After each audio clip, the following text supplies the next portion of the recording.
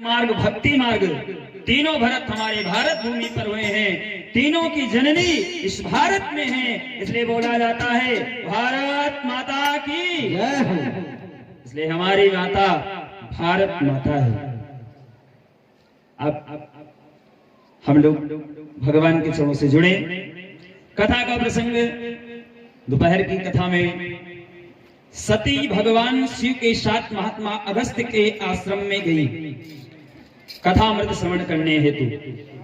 भगवान शिव ने सुना लेकिन सती नहीं सुन पाई, क्योंकि प्रथम गलती उनकी हो गई, कथावाचक पर ही संदेह हो गया।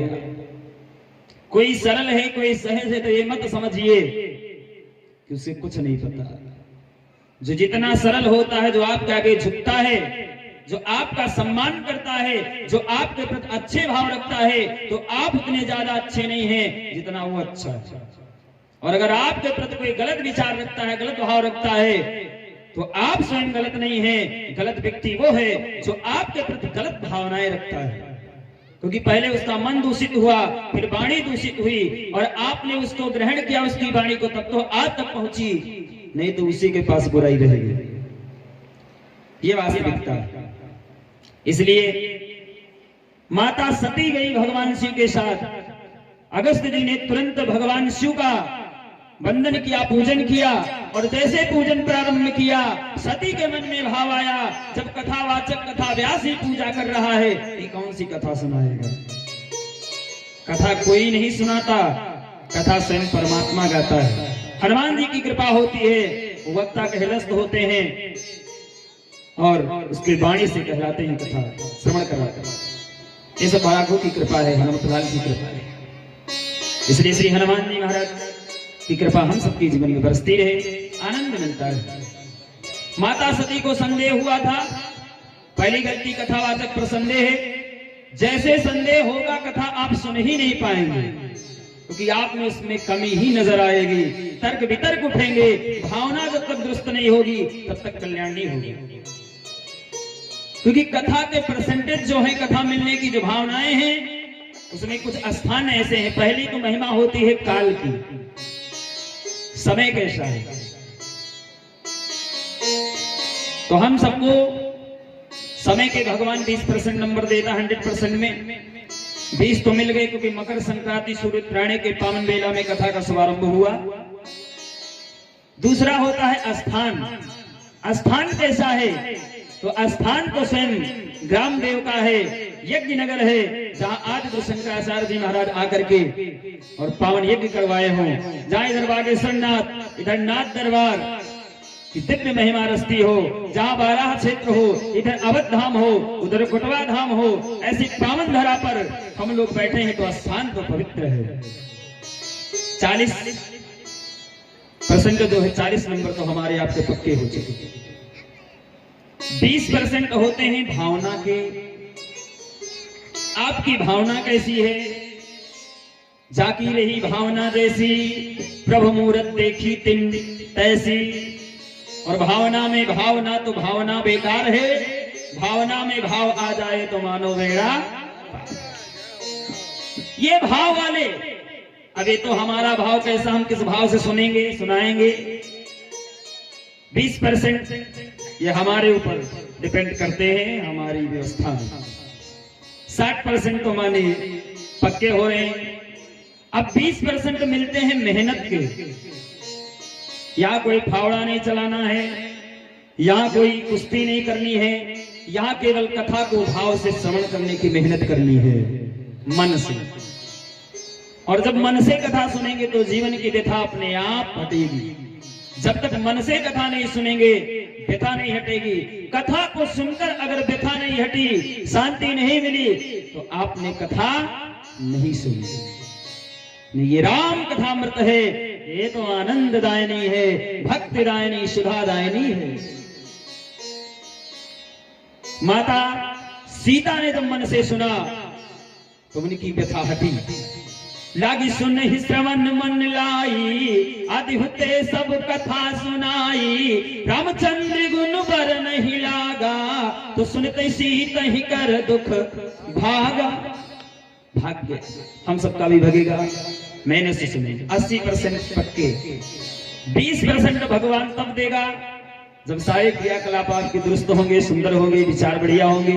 तो 100% पाना है, फुल डिग्री से परमात्मा के सम्मुख पहुंचना है, तो भाव से कथामृत का पान करना होगा, क्योंकि कलयुग का आधार है भगवान की कथामृत। पहली भक्ति बताया गया कि प्रथम भगति संतन कर संगा,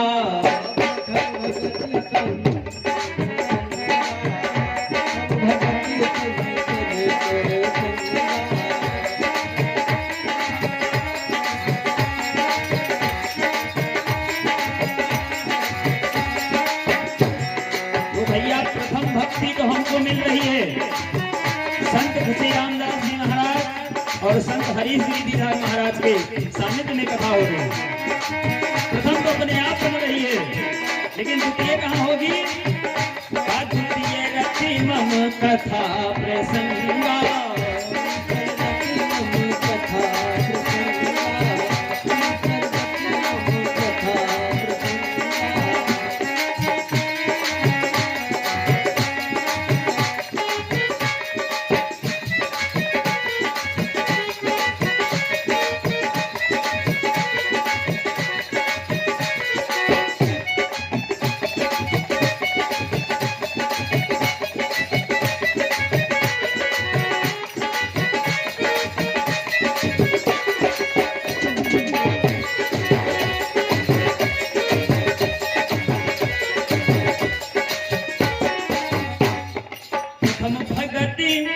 संतन करी संगा, दूसरी रति मम कथा प्रसंगा।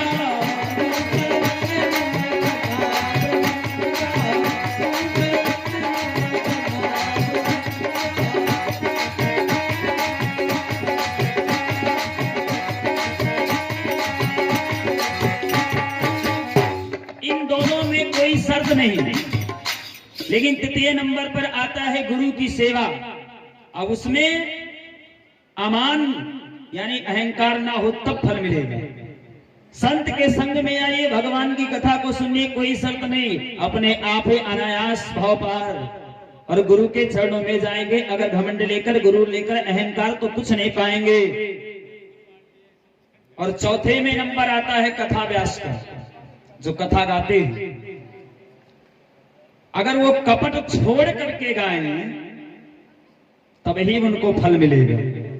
अच्छा, इसमें कौन सा कपट है? हो भगवान की कथा में है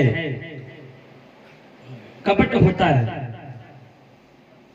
कपट रहित कथा होती है कि आप साधना करिए, माला पकड़ो माल मिलेगा, लेकिन माल ढूंढने के लिए माला पकड़ा है तो कपट है। और ज्यादातर तो चमत्कार को नमस्कार है। अभी यहां पर कोई कथा व्यास तय वाले आए होते अकाउंट, तो भीड़ हो जाती, ठंडी नहीं लगती। लेकिन ये गांव के है ना, तो ठंडी है। अभी हम लोग यहां से जब बाहर निकलते हैं गोंडा इत्यादि में, तो वहां जमकर भीड़ आती, साधक जी आ गए। पर यहां तो स्नेह है, लेकिन अनुराग नहीं बन रहा है। लेकिन ध्यान दीजिएगा, हेमा मालिनी भी नाची और मीरा भी नाची। हेमा मालिनी दाम के लिए और मीरा ने घनश्याम के लिए।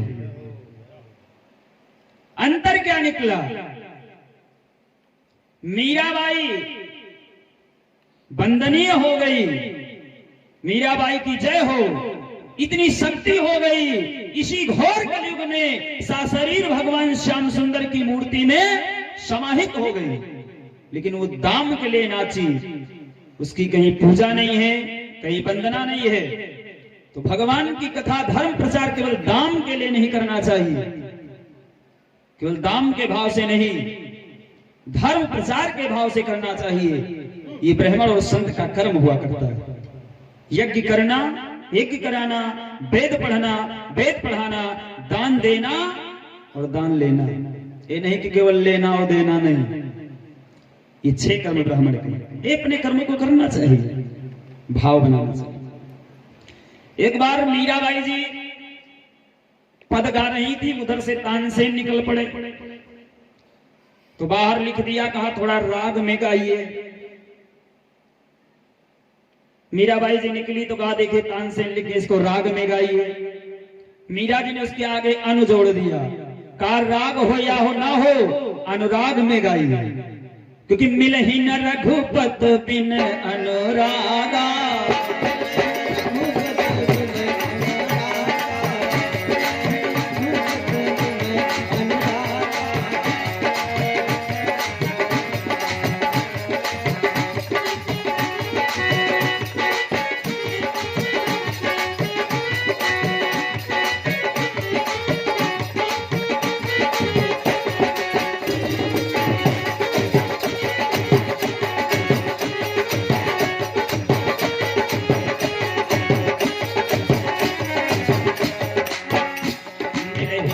रघुपत बिन अनुरागा, ये कोटि जप जोग विरागा।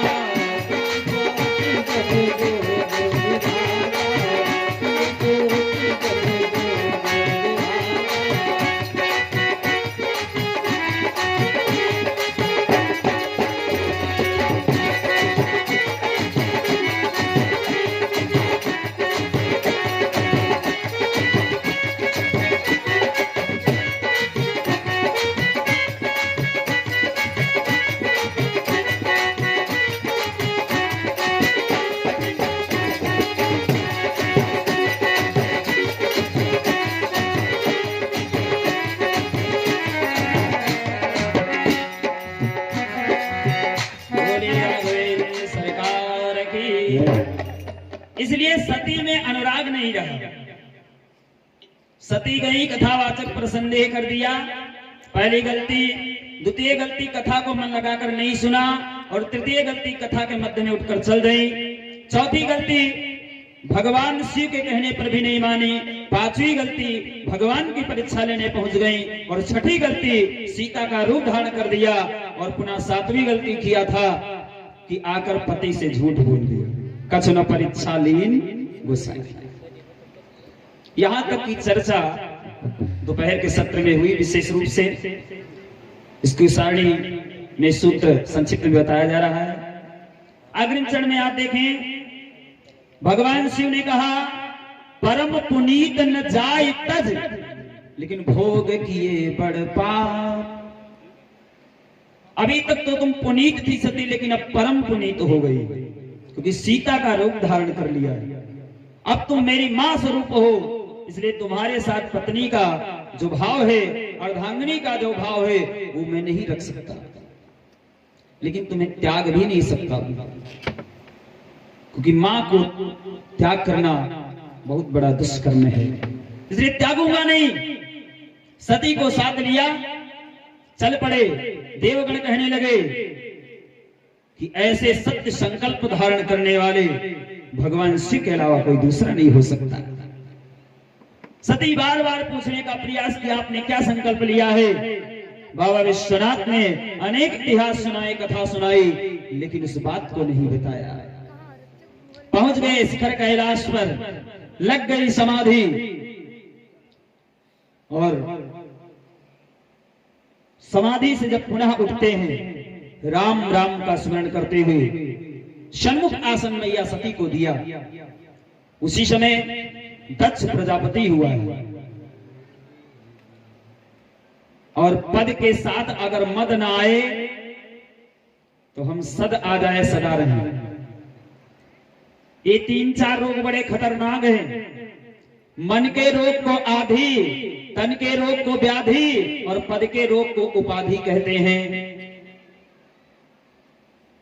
और इन सबको समाहित करने की, सब जगह संतुष्ट करने की एक ही विधि है, वो है समाधि। जो समाधि में पहुंच गया, उसमें ना आधि है, ना व्याधि है, और ना उपाधि है। वो सदा आनंद में रहता है। ये समाधि है। और इस समय हम सब किस भाव में हैं? हम सब संसार में फंसे नहीं बल्कि बसे हैं। संत संसार में बसता है और संसारी जीव संसार में फंसता है। बसना अलग है और फंसना अलग है। संतों पर जो संदेह करते हैं, भगवान के चरणों में जो संदेह करते हैं, कथाओं पर संदेह करते हैं, उनके लिए समझाना है। एक बार एक संत बाबा खुशी रामदास जी महाराज जैसे ट्रेन पर चढ़े और एक सेठ जी चढ़े। तो बाबा का भी बहुत बड़ा सामान था, वहां सेठ जी का भी था। सेठ जी पहुंच गए, महाराज जी को देखा कि बैठे हुए हैं, तो उनको कुछ सत्संग करने की सूझी। कहा थोड़ा सत्संग कर लिया जाए। कहा ये आज कल के संत लोग भी, अच्छा संत बनना ठीक, लेकिन बाबा बड़े खतरनाक। अब बाबा ज्यादा मिलते, संत कम हैं। संत का चरित्र देखना चाहिए। और बाबा का भेष की पूजा कभी न करो, चरित्र की करो। चित्र की नहीं, चरित्र की पूजा करिए, जीवन आनंदमय हो। क्योंकि बाबा 4 प्रकार के होते हैं। एक तो असली, जैसे बाबा संत खुशी रामदास जी महाराज हैं, असली वाले हैं। क्योंकि त्याग योग की मूर्ति है। इन्होंने सिले वस्त्र छोड़ दिए, पैरों में जूता चप्पल कुछ नहीं। हम लोग उस दिन गए थे चंदापुर, पस्का के आगे चंदापुर गए हुए थे बाबा जी के साथ में। वहां एक पूजन कार्य किया, फिर रात्रि के 1:30 बजे हम लोग वापस आए इसी ठंडी में। हम लोग तो खूब ड्रेस कसे हुए थे, बाबा इसी चले गए। ये त्याग है, क्योंकि इनके अंदर तपस्या तेज की भावना है और स्वयं अन्न की गर्मी नहीं लेते हैं, साग पर जीवन निर्धारित किया है। ऐसे संत हम लोगों को दर्शन मिल रहा है, हम सबका सौभाग्य। ये है असली, और दूसरे होते हैं फसली, फसल पर दिखते हैं। तीसरे होते हैं नकली, जप माला छापा तिलक सरे नए को काम, मन काचे नाचे वृथा साचे राचे राम। वो नकली वाले कौन है? नकली की बस एक है पहचान, आपके लिए दुनिया की कोई मतलब नहीं। जो केवल अपने को सर्वोपरि समझते हो कि मैं हूं, मेरे समान दूसरा कोई नहीं है, या जो केवल अपना पूजन कराते हो, दूसरे की पूजा करने में ना आते हो, जो केवल अपने को वंदनीय जान रहे हो, दुनिया को निंदनीय नजर से देखता है, वो नकली संत हुआ करता है, वो असली संत नहीं होता। और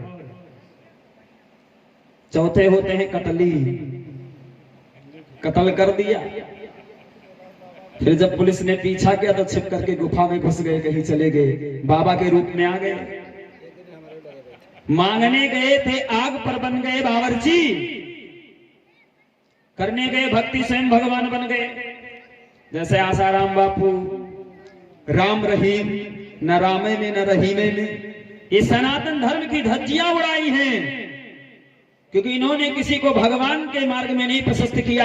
जो वास्तविक संत होता है, जो ओरिजिनल संत होता है, वो आपको मार्ग प्रशस्त करता है, परमात्मा से मिलाने का रास्ता देता है, ना स्वयं अपनी पूजा करवाता है। और जो को अपनी पूजा करवाए, बच्चा लाओ, जो कुछ है मुझे देते जाओ, तन धन मन सब अपने में समाहित करने का भाव बनाए, उससे सतर्क रहो। क्योंकि संत तो प्रेम का भूखा होता है। साधु भूखा प्रेम का, धन का भूखा ना है, और जो धन का भूखा फिरे, वो तो साधु ना है।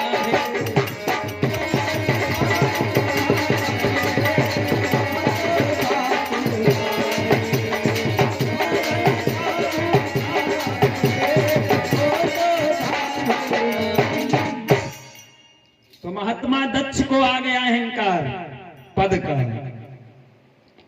अच्छा, जब कोई विशिष्ट आदमी को पद की गरिमा होती है तो बहुत लोग आगे पीछे घूमते हैं, भैया हम तुम्हारे साथ हैं, जहां तुम्हारा पसीना बहेगा वहां खून गिराएंगे। लेकिन इसको अर्थात मत मानिए, जो खून गिराने वाले वो कहते नहीं, और जो ज्यादा कहते वो साथ रहते नहीं। ये पक्की बात है। जो साथ देगा वो ज्यादा कहेगा नहीं। कहने वाले अलग होते हैं और कहने वाले अलग होते हैं। क्यों? कि जो कहते थे मरेंगे साथ उनका मोह मत करना, जो कहते थे मरेंगे साथ उनका मोह मत करना, तेरा दम टूटते ही उनकी तिकड़म टूट जाएगी, और किसी दिन देख लेना तुझे को ऐसी नींद आएगी, तू सोया फिर न जागेगा, न तुझे दुनिया जगाएगी। इसलिए सबसे बढ़िया तो नाता राम जी से, जो आदि अनाद अंत सब में है, आज भी हैं, पहले भी थे और अंत में उनसे मिलना है। इसलिए इस रिश्ते को जोड़िए, आनंद ही आनंद बरसेगा। दक्ष को अहंकार हुआ और अहंकार की जड़ क्या किया?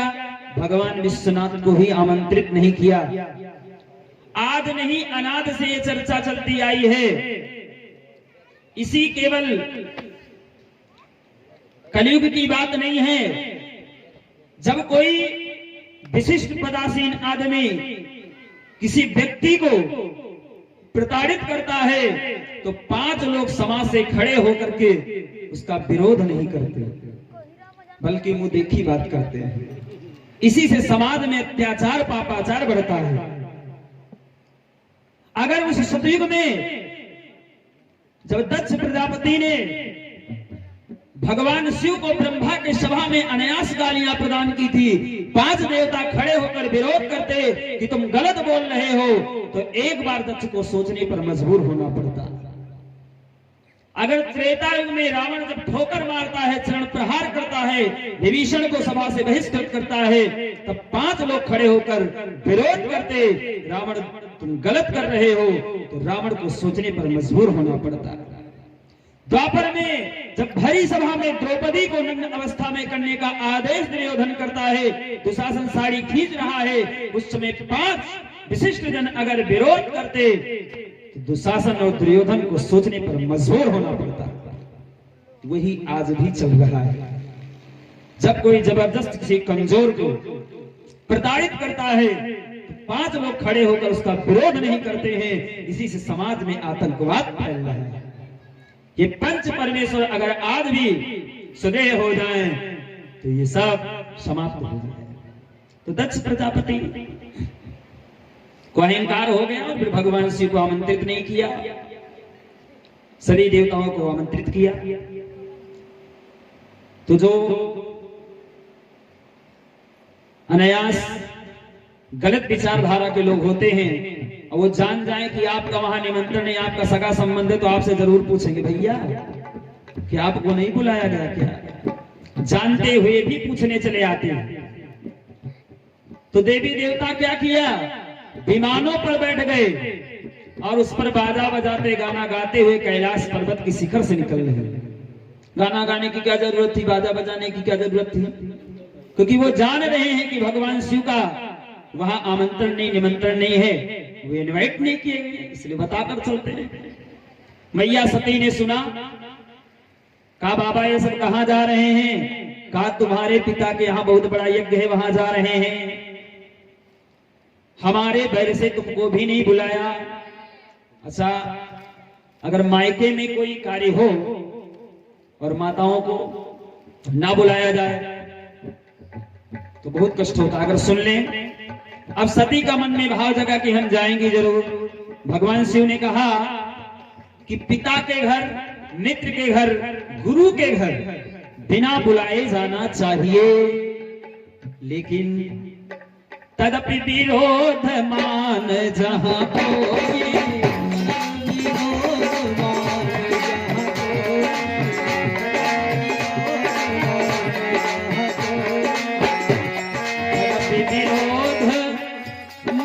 जहाँ कोई तहाँ गए कल्याण न होई।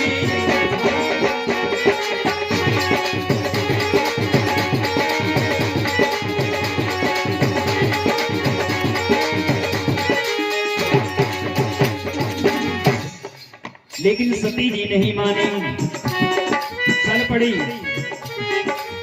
भगवान शिव ने दो गण भेजे और सती पहुंचती हैं, दक्ष जल जाता है, लेकिन माँ की ममता महान होती है।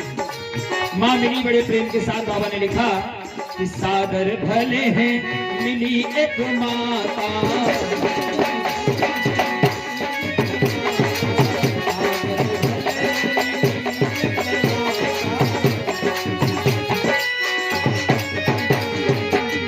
और भगनी मिली बहुत मुस्काता,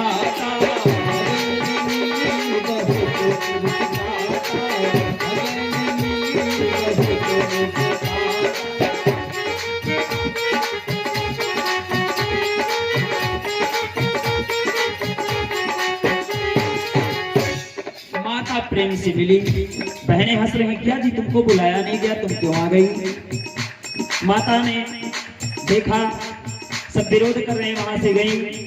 जहां यज्ञशाला है वहां पर देखा भगवान शिव का यज्ञ भाग नहीं, और पति पत्नी भी चाहे जितनी बड़ी लड़ाई हो जाए, घर से निकल जाए, लेकिन अगर धर्म पत्नी है तो वो अपने पति की बेइज्जती बर्दाश्त नहीं करेगी। सती माता ने देखा और पिता को बहुत गालियां दी, और पुनः योगानल में प्रकट किया और अपने को भस्मीभूत कर दिया। ये है प्रेम। वहां से आते हैं, गण बताते हैं भगवान शिव ने अपने जटाजूट से एक बाल उखाड़ा, जमीन पर पटक दिया, वीरभद्र का प्रकटे हो गया। बोले वीरभद्र भगवान की। और वीरभद्र पहुंचता है, यज्ञ को विध्वंस कर देता है। माता सती ने यज्ञ को विध्वंस नहीं किया, वो स्वयं योगानल प्रकट करके अलग भस्मीभूत हुई है, यज्ञ कुंड में नहीं कूदी। वीरभद्र जाता है, तब अग्नि कुंड में दक्ष का सर काट कर धड़ अलग अलग सर्वस्व में आहुति दे देता है। पूषा के दांत तोड़ देता है, भृगु की दाढ़ी उखाड़ देता है। जो भी वहां ऋषिगण थे उनको तहस नहस करता है। पुनः भगवान शिव की बड़ी विनती होती है, शिव जी जाते हैं सती का मरण सुन करके, और जब सब निवेदन करते हैं तब पुनः यज्ञ संचालित करते हैं। पुनः पूषा के लिए कहा सत्तू मिलेगा से तुमको यज्ञ में, तुम्हारे दांत नहीं है। और दक्ष को बकड़े का सर काट करके लगाया जाता है। तू बड़ा मैं करता था, इसलिए मैं वाला सर ले लीजिए। पुनः भगवान शिव सती के उस मुंड को अपने नरमुंड मालाओं में धारण किया है और आकर के पुनः समाधि में बैठ जाते हैं। उसी समय एक तारकसुर नाम का राक्षस होता है, बहुत बड़ी तपस्या करता है ब्रह्मा जी की। ब्रह्मा जी प्रकट हुए, कहा मुझे अमर कर दो। ब्रह्मा जी ने कहा आज तक जो जन्मा वो मरेगा, ये मृत्यु लोक, ये अमरता नहीं प्राप्त होगी। तो कहा जो भगवान शिव के शुक्राण से पुत्र उत्पन्न हो वो हमारी मृत्यु करे, क्योंकि शिव जी ने कहा है कि यही तन सती ही भेंट मोही नाहे।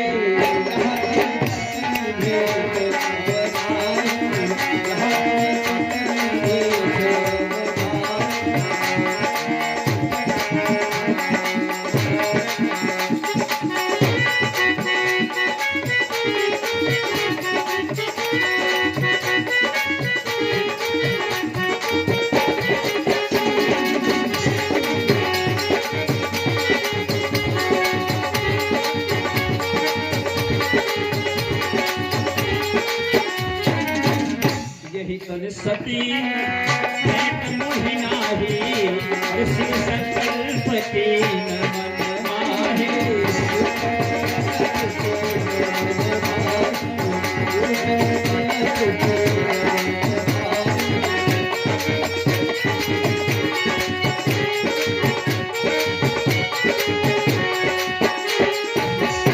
इसलिए भगवान शिव को जान रहा है कि विवाह नहीं करेंगे, तो यही वरदान मांगता है।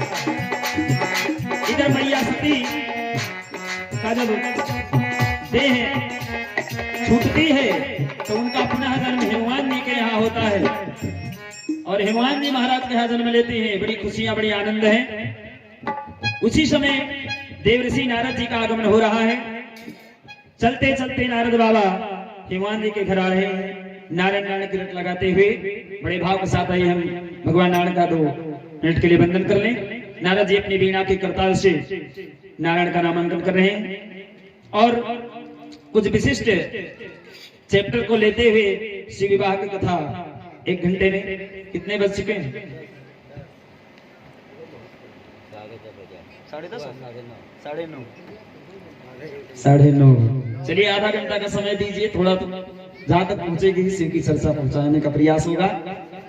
आइए, नारद जी का आगमन हो रहा है। नारद जी अपनी वीणा की करतल ध्वनि के साथ आनंद ले रहे हैं कि श्रीमन नारायण नारायण नारायण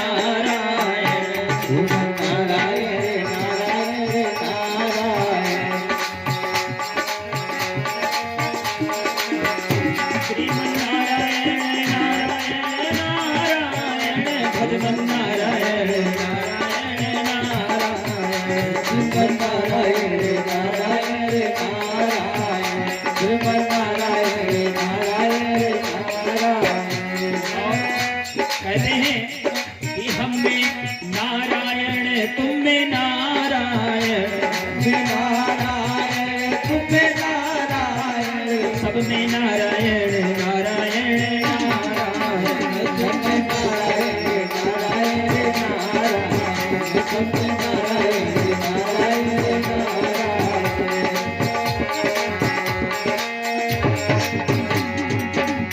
इस प्रकार नारायण की ध्वनि करते हुए आए हैं।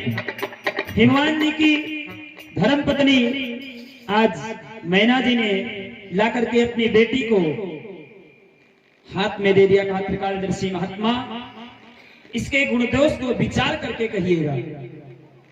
पार्वती जी को अपने हाथ में लेते हैं और उसमें दोष दिखता ही नहीं, सारे तो गुण है। गुण की निधान है जगत जननी जगदम्बिका भवानी मात अंबिका। लेकिन थोड़े जीवन की लीला में दोष दिखे। का इसका पति जो मिलेगा वो जोगी होगा, जटिल होगा, अकामी होगा, नग्न होगा, नंगा होगा। माता को बड़ा सोच है, क्योंकि बाबा देखते हुए बोल पड़े कि जोगी जटिल अकाम नगर सकल अमंगल भेष, और अस स्वामी यही काम नहीं परिहस्त अस।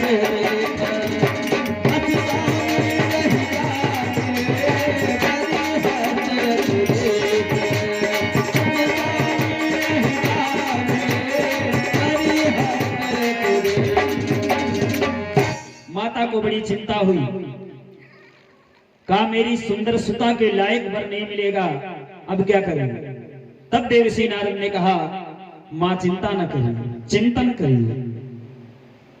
चिंता को मारने की दवा है चिंतन। जब आप से न बन पड़े तो भगवान के सहारे छोड़ देना चाहिए। आसरा इस जहां का मिले न मिले, मुझको तेरा सहारा सदा चाहिए। और चांद तारे पलक पर दिखे न दिखे, मुझको तेरा नजारा सदा सदा चाहिए। तो आज कहा अगर आपकी बेटी तप करे तो भगवान शिव ऐसे हैं जो भाभी मेट सकते हैं, और जितने अवगुण दिख रहे हैं वो भगवान शिव के समीप पहुंचते ही गुण बन जाते हैं। इसलिए भगवान शिव ही स्वामी रूप में मिलेंगे। का जो तप करई कुमार तुम्हारी, जो तप करई कुमार तुम्हारी, जो तप करई कुमार तुम्हारी, जो तप करई कुमार तुम्हारी, जो भाभी मेट सकहि तपुरारे, भाभी मेट सकहि तपुरारी, भाभी मेट सकहि तपुरारी।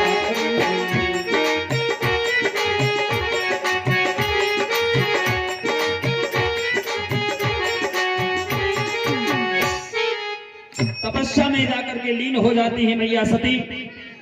उधर देवताओं ने विचार किया तारकासुर का बहुत बड़ा घोर आतंक फैला हुआ है, अनायास महात्माओं को प्रताड़ित करता है, संतों को प्रताड़ित करता है। मां नहीं मात पिता नहीं देवा साधुन सन करवा वही सेवा जिनके ही आचरण भवानी ते जानो निश्चर सम प्राणी। ऐसा हो जाता है तारक सुर। सब देवतागण गाते हैं, भगवान से स्तुति करते हैं, कामदेव से निवेदन करते हैं। कामदेव कहता वैसे भगवान शिव को डिगाना मेरी बस की बात नहीं है, लेकिन अगर संसार का हित होता है तो मैं अपना बलिदान करने के लिए तैयार हूं। कामदेव जाता है, भगवान शिव पर अनायास अस्त्रों का प्रहार करता है, कोई फर्क नहीं पड़ता है। तो काम बाण भगवान शिव के ऊपर डालता है।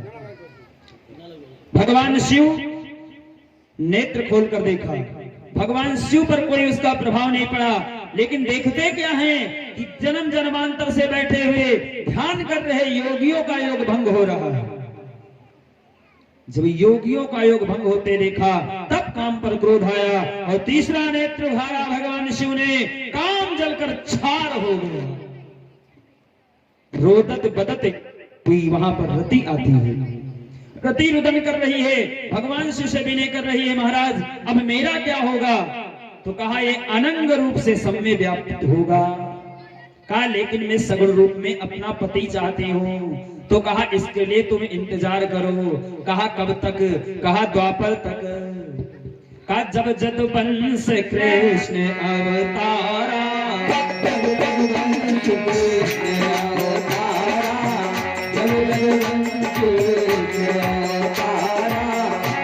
भगवान शिव बता रहे हैं कि यदुवंश में जब भगवान श्याम का अवतार होगा, जब जदुवंश कृष्ण अवतारा, हुई है हरण महामही धारा, हुई है हरण महामही धारा, हुई है हरण महामही धारा।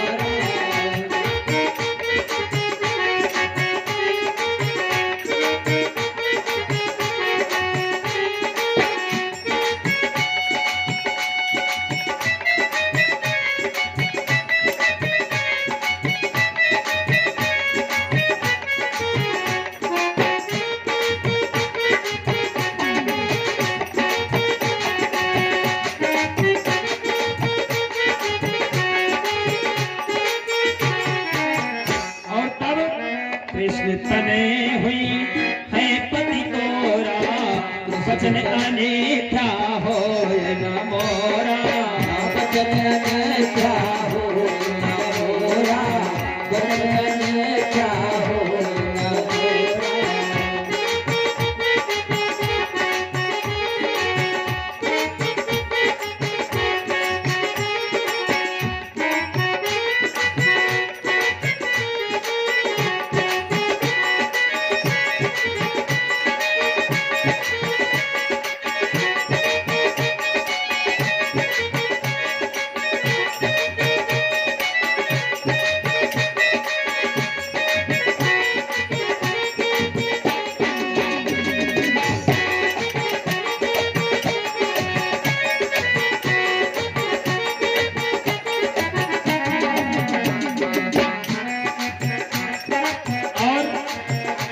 भगवान शिव को मस्ती में देखा, सब देवतागण दौड़कर विष्णु भगवान के पास गए। कहा महाराज फिर अगर समाधि में चले गए तो समाधि खुलने वाली नहीं, इसलिए निवेदन कर लीजिए। जा करके सभी देवगण प्रार्थना करते हैं, महात्मन उमा जी बहुत बड़ी तपस्या कर रही हैं और अब उनको अंगीकार करें। भगवान शिव ने कहा हम भी देखेंगे कि उनके मन का भाव बदला या नहीं बदला, क्योंकि देखने की विधा आज नहीं अनाद से चली है। भगवान शिव ने भी देखा है, लेकिन अब आज के लोग काल देखते हैं, भगवान शिव ने संस्कार देखा है। बेटी का संस्कार कैसा, उसके अंतःकरण के विचार कैसे, भावना कैसी। भगवान शिव ने सप्तऋषियों को भेजा। सप्तऋषि आते हैं मैया के पास। आइए हम भी एक विवाह गीत के माध्यम से देखें कैसे विचार प्रकट कर रहे हैं सप्तऋषि भावना से।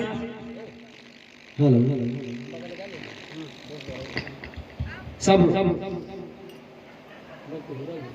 पहुंचते हैं और सप्तऋषि माँ भवानी जहाँ बड़े भाव के साथ भगवान शिव के ध्यान में ध्यानस्थ हैं, वहीं जाकर के बोले तुम्हारा ये पूजा पाठ जब तक बेकार है, कुछ मिलने वाला नहीं।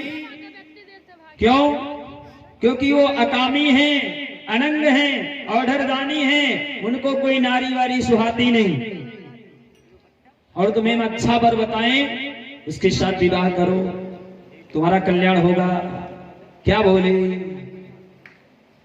देवऋषि सप्तऋषि पहुंचते हैं और बेटी से कहा, ये पूछे देवऋषि सुनव बेटी गौरा, कहीं पार प्रण है तुम्हारा।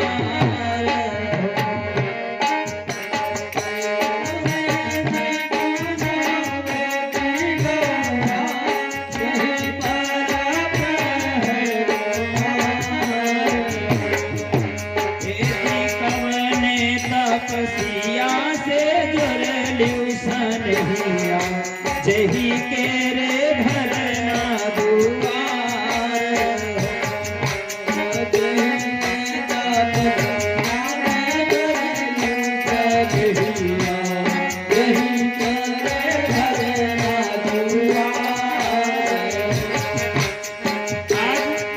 सप्तऋषि परीक्षा ले रहे हैं और भगवान शिव के अवगुण गिनाते हुए बता रहे हैं मैया पार्वती से, पर्वत पर जाती झूली माणैया, भंगिया धतुरवा आहार।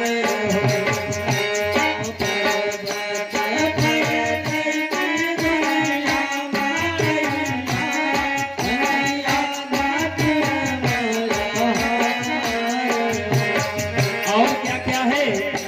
जिसे भर दीव है शुभ कैले श्रृंगार।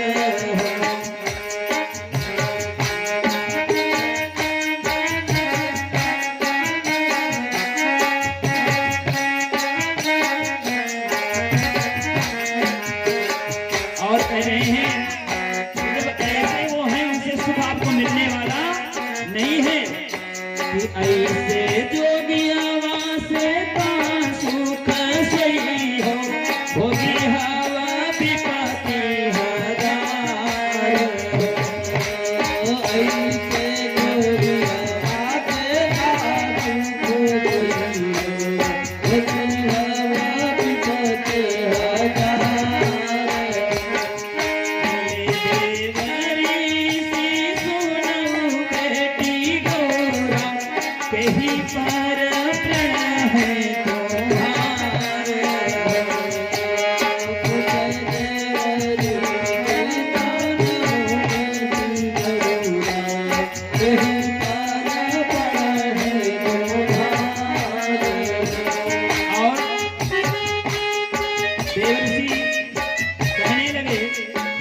ऐसा सुंदर वर बताता हूँ जिसने सुबह ही सुबह उसके साथ विवाह कर लो। बोल पड़े कि ऐसा सुधर वर तुमका बताऊंगे, धन दौलत अधिकार। ऐसा सुधर वर तुमका बताऊंगे, धन दौलत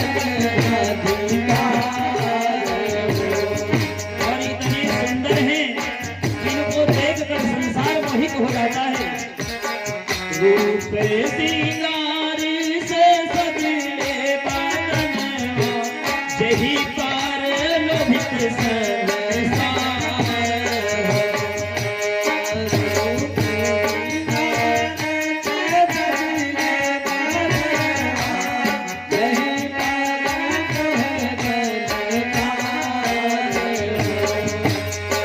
मैया पार्वती ने विचार किया कि एक बार परीक्षा लेने के लिए उस रूप के सामने गई। विष्णु की झांकी में इतनी दिक्कतें उठानी पड़ी हैं, इसलिए अब मैं शिव के प्रति संकल्प नहीं हटाने वाली। और माता ने जवाब दिया कि हमारे लीलार में लिखा होगा सुख दुख भोगेंगे और आप अपने रास्ते जा सकते हो। माता बोली अब जगदम्बा कहने लागी गौरा हमारे लिखा जो लीलार हो। जगदम्बा कहने लागी गौरा हमारे लिखा जो लीलार हो।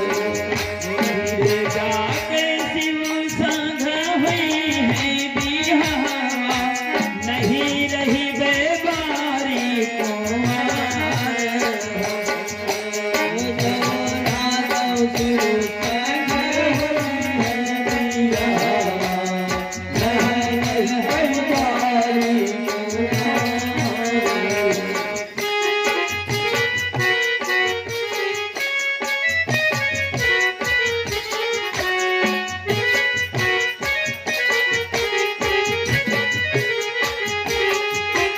इस प्रकार परीक्षा हुई। सप्तऋषि दौड़ करके आए, भगवान शिव को बताए। शिव ने मंजूर किया, विवाह करेंगे। पत्रिका भेजी है हनुमान जी के यहाँ से। पहले तो शुभ संदेश गया कि अपनी बेटी को लाइए। भगवान शिव ने विवाह करना मान लिया है, विवाह करने के लिए तैयार हैं। अब इधर से नौवा और पंडित जी पत्रिका लेकर चल रहे हैं। आज भाव के साथ पत्रिका पहुंच रही है।